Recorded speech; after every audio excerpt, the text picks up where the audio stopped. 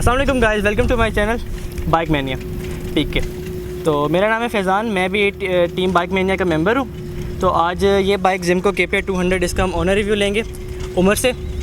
उमर जो कि बाकी मोस्टली रिव्यूज़ करता रहता है सारे, आज से पहले जितने भी रिव्यूज़ इस चैनल पे आए हैं उमर लेता रहे। तो आज मैं उससे उसके बाइक का रिव्यू लूँगा। तो चलें उमर को बुलाते हैं। अब बुलाते हैं उमर को और फिर उससे रिव्यू लेते हैं। अस्सलाम वालेकुम, क्या हाल? कैसे हैं? ठीक है। अच्छा, तो मुझे तो आप सब जानते होंगे, मैं पहले आपको इनके बारे में बता देता हूँ। ये जो है, क्योंकि जैसे मैं रिव्यूज़ करता हूँ इन बाइक्स के और डिफरेंट ऑनर रिव्यूज़ करता हूँ, तो ये उन रिव्यूज़ का एडिट करते हैं और यूट्यूब पे पोस्ट वगैरह करते हैं। एडिटिंग का काम बेसिकली इन सब का है। चलें फैज़ान स्टार्ट करते हैं। उमर भाई, आपने ये बाइक कब लिया और यूज़ में लिया या न्यू लिया? ये बाइक मैंने यूज़ में लिया था और 2019 बिल्कुल एंड हो गया था। 31 दिसंबर को मैंने लिया था ये बाइक। अच्छा, तो तब आपको कितने का मिला था? तब मुझे ये बाइक मिला था 2,40,000 का, 2019 मॉडल। अभी इसकी न्यू की प्राइस क्या है? अभी इसकी न्यू की जो प्राइस चल रही है 325 है और न्यू बाइक कुछ शोरूम्स पे तो 325 है, लेकिन कुछ शोरूम्स पे ये बाइक आपको 350 तक का भी मिल रहा है आपको ये बाइक। अच्छा, आपने जितनी प्राइस टैग में आपने ये बाइक लिया, उसमें और भी कोई बाइक मिलता था या नहीं मिलता था? हाँ, मिलते तो थे यूज़ में, जैसे कि मैंने भी तो यूज़ में लिया है। एक दो मिलते थे, सिग्मा के बाइक्स हो गए, लेकिन वो बस दिखाने की चीज़ें हैं, वो मज़ा नहीं देती चीज़ें। ये बाइक जब मैं फ़र्स्ट टाइम मैं गया था एक शोरूम पे, मैंने इस बाइक को देखा था और वहाँ पे मुझे ये बहुत पसंद आया था। फिर इसके बारे में थोड़े से रिव्यूज़ देखे, इस बाइक की टॉप स्पीड वगैरह देखी। स्पीड से और लुक से मैं इस बाइक से इम्प्रेस हो गया और फिर मैंने सोचा मैंने यही लेना है, इसके अलावा जो मर्ज़ी आ जाए, इससे अच्छा भी आ जाए, मैंने नहीं लेना है दूसरा कुछ। जब आपने लिया था तब ये बाइक कितना चला हुआ था? जब मैंने लिया था तो 3900 चला हुआ था और अब मैंने इसको ऑलमोस्ट चला लिया है 7200। अच्छा, तो आपने अब ये बाइक 7200 किलोमीटर चला लिया, तो इसमें आपको क्या इसका प्लस पॉइंट लगे और क्या इसका वीक पॉइंट लगा? इस बाइक के अंदर 7200 चलाने के बाद जो मुझे प्लस पॉइंट लगा है वो तो है कि इस बाइक की एक स्पीड, इस बाइक की कंफर्ट, इस बाइक की पेट्रोल एवरेज, वो बहुत ज़बरदस्त है। वीक पॉइंट की अगर बात की जाए तो इस बाइक के अंदर वीक पॉइंट एक ही तो इसका हीटअप का इशू है। ये बाइक जब आप शहर में चलाते हैं, तेज़ धूप हो तो हीटअप हो जाता है, ये बाइक वो इशू करता है। और इस हीटअप के अलावा इस बाइक के अंदर एक और इशू भी है गेयर्स का, कि गेयर्स इस बाइक के बहुत हार्ड हैं। गेयर्स लगाते हुए और निकालते हुए परेशानी होती है थोड़ी सी, क्योंकि उसके अंदर थोड़ी सी हार्डनेस है। बस बाकी कोई इशू नहीं है इस बाइक के अंदर। और इसकी पेट्रोल एवरेज कैसी है? पेट्रोल एवरेज मैंने नोट की है 35 किलोमीटर पर लीटर और स्पीड इसके अंदर जो मैंने रखी थी, स्पीड मेरी थी ऑलमोस्ट 100 to 110। इस बाइक को मैं स्लो नहीं चलाता, इसको भगाता ही रहता हूँ। मिनिमम स्पीड भी अगर इसके ऊपर रखता हूँ, शहर के अंदर तो 80 होती है, 70-80 और शहर से बाहर मैं इसको 100 पे रखता हूँ। अच्छा, आपको बाइक कंफर्टेबल है या नहीं है और रोड ग्रिप इसकी कैसी है? कंफर्टेबल की अगर बात की जाए तो बाइक बहुत कंफर्टेबल है, मज़े का बाइक है। इस बाइक को आप 100 पे रखते हैं, मैं इसको 100 पे रखता हूँ। अगर रोड अच्छी हो ना, 100 पे अगर रखें तो रोड अगर अच्छी हो तो बाइक फील नहीं करवाता कि 100 की स्पीड में है। अच्छा, और रोड ग्रिप की अगर बात की जाए तो मैंने 100 की स्पीड में इसको बहुत लिटाया है और बिल्कुल मसला नहीं हुआ इसके अंदर। हाँ, एक बार एक मसला हुआ था कि इसका टायर मैंने एक दफ़ा खुलवाया था, पंचर हो गया था। टायर खुलवाया था तो टायर उसने लगा दिया था उल्टा, उसकी साइड चेंज कर दी थी टायर की। उस वजह से रोड ग्रिप में थोड़ा सा इशू आ गया था, क्योंकि पिछला टायर पे थोड़ा सा स्केट करता था, वो मसला होने लग गया था। फिर मैंने इसका चेंज करवाया था, जब इसकी साइड चेंज करवाई थी इसके बैक टायर की, तो फिर इशू वो रिजॉल्व हो गया था। अच्छा, जब आप हाई स्पीड पे होते हैं 100+, तब भी कभी इसने वाइब्रेशन नहीं की? वाइब्रेशन तो की है, जाहिर सी बात है, जब आप भगाएंगे तो बाइक वाइब्रेशन तो करेगा, लेकिन कंफर्टेबल बहुत रहता है। मतलब आपको सीट जो इसकी है वो बहुत सॉफ्ट है, इसके हैंडल में आपको वाइब्रेशन नहीं आती।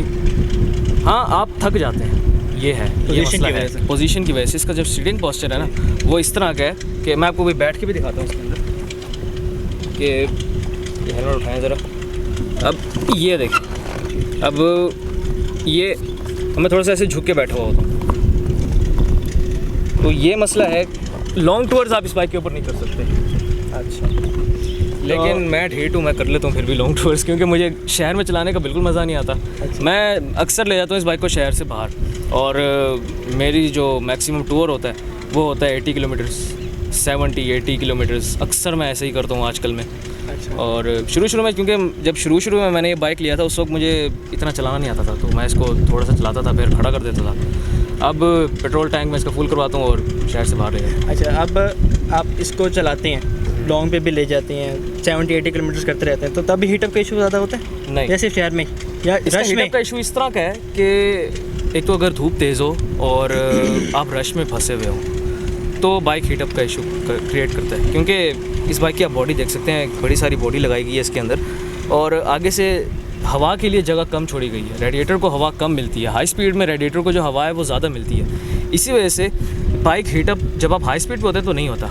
इसी वजह से अक्सर बाइकर्स कहते हैं कि आप अगर हैवी बाइक है आपके पास या एक बड़ा बाइक है जो लिक्विड कूल्ड है तो उसको आप मिनिमम भी 80 की स्पीड पे चलाएं, ताकि आपका जो बाइक है वो कूल रहे, आपका बाइक गर्म ना हो। क्योंकि शहर के अंदर मसला यही होता है कि अगर आप स्लो चलाते हैं इस बाइक को, इन जैसे बाइक्स को, तो हीटअप का वो इशू इसी वजह से क्रिएट करते हैं कि रश में फंसे हुए होते हैं और हवा उनको कहीं से मिल नहीं रही होती। हाई स्पीड में उनको हवा मिल रही होती है, बेशक धूप तेज़ हो हाई स्पीड में, लेकिन हवा क्योंकि मिल रही होती है इसी वजह से बाइक हीटअप नहीं होता। अच्छा, पार्ट्स अवेलेबिलिटी कैसी है इसकी? हाँ यार, वो तो मसला है, पार्ट्स अवेलेबिलिटी जो है ना वो मसला है इस बाइक के अंदर। इस बाइक के डिस्क पैड्स का मुझे इशू हुआ था, इसकी डिस्क ब्रेक आवाज़ करती थी, तो मैंने डिस्क पैड्स मंगवाने थे, अब मुझे कहीं से मिल नहीं रहे थे।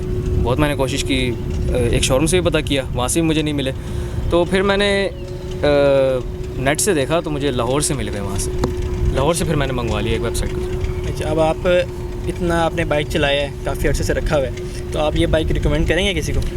जी, मैं तो ज़रूर रिकमेंड करूँगा इस बाइक को। अक्सर तो कहेंगे कि ये बाइक एक चाइनीज़ बाइक है, तो इसी वजह से हम नहीं लेते। अगर आपका बजट थोड़ा है तो ये थोड़े बजट के लिए थोड़े बजट के अंदर बहुत ज़बरदस्त बाइक है ये, क्योंकि इस बाइक के अंदर क्वालिटी दूसरे बाइक्स की निस्बत जो इसकी क्वालिटी है वो ज़्यादा अच्छी है। इस बाइक की दूसरे बाइक्स की निस्बत इसकी क्वालिटी ज़्यादा अच्छी है। इस बाइक की लुक, मेरे ख्याल में तो लुक इस बाइक की ज़रा ज़्यादा अच्छी है दूसरे बाइक से।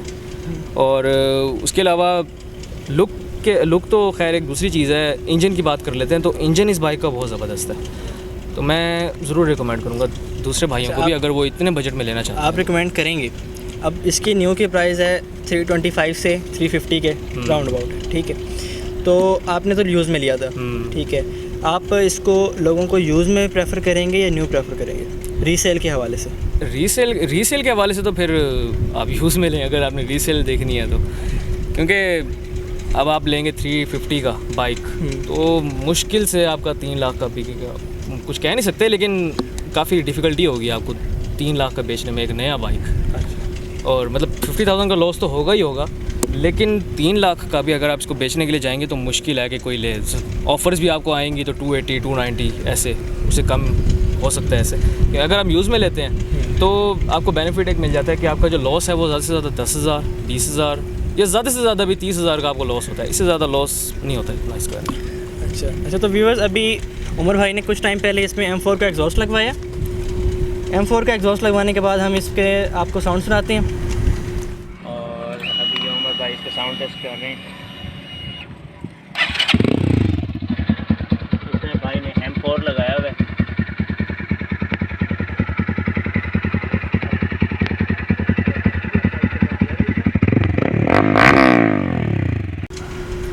तो अब मैं इस बाइक की टेस्ट राइड लूँगा और अपना एक्सपीरियंस आप लोगों के साथ शेयर करूँगा।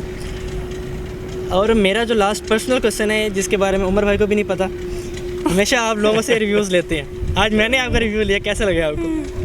कोई नहीं, क्योंकि आप तो मेरे दोस्त हैं सारे, तो मुझे तो अच्छा ही लगा है।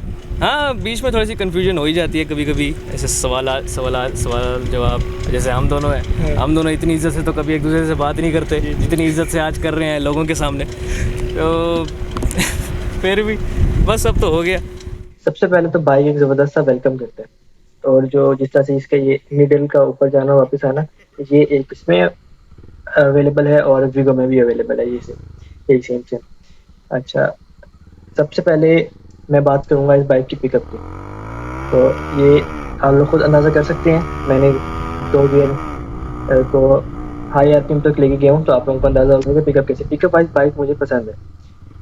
अच्छा, क्योंकि मैं जो चलाता भी रहता हूँ और उमर के साथ भी काफ़ी दफ़ा जाना होगा, तो पिकअप इसकी अच्छी है, बहुत ज़बरदस्त।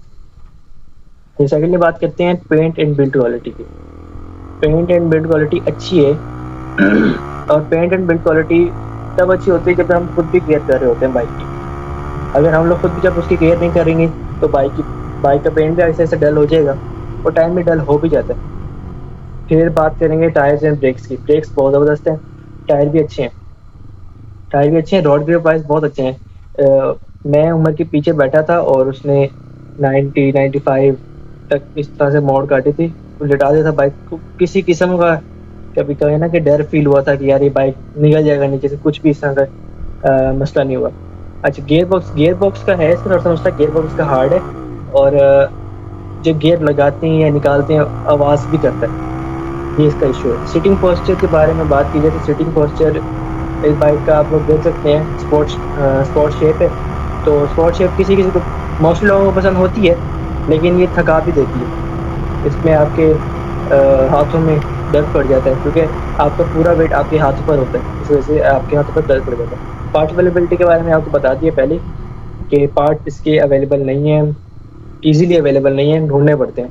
मैकेनिक्स के बारे में अगर मैं मुल्तान से ही बताऊं तो मुल्तान में भी 2 हैं, जिनमें से एक को अच्छा काम करना आता है और एक के पास जाते हैं, वो टेम्परेरी कोई काम हो तो उससे करवा लेते हैं, यानी बिल्कुल मामूली सा, कोई ज़्यादा जिसमें इशू ना हो तो वो उससे करवा लेते हैं। अदरवाइज़ वो जो मेन मैकेनिक है वो तेरा अड्डा बैठा है, वहाँ से करवाता हूँ मैं।